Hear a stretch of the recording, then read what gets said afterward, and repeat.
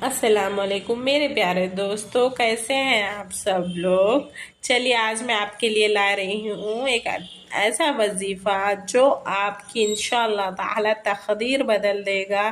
یا آپ کو اس کو کیسے کرنا ہے میں بتا دوں کہ آپ کوئی بھی نماز پڑھے، یا مغرب یا عشاء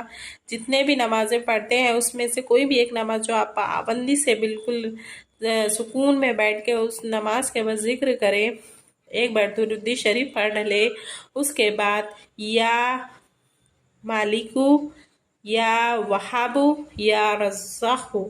یہ تین نام اللہ تعالیٰ کے ہیں، اس میں کوئی وہ نہیں ہے۔ اس کو اچھے سے یا 100 ٹائمز پڑھے، کوئی بھی ایک نماز کے بعد، پھر درود شریف اول و آخر بار پڑھ لے ایک مرتبہ، پھر آپ جو چاہے آپ کی دعا ہو انشاءاللہ تعالی اللہ تعالیٰ قبول کرے گا، اور آپ کو ایسی جگہ سے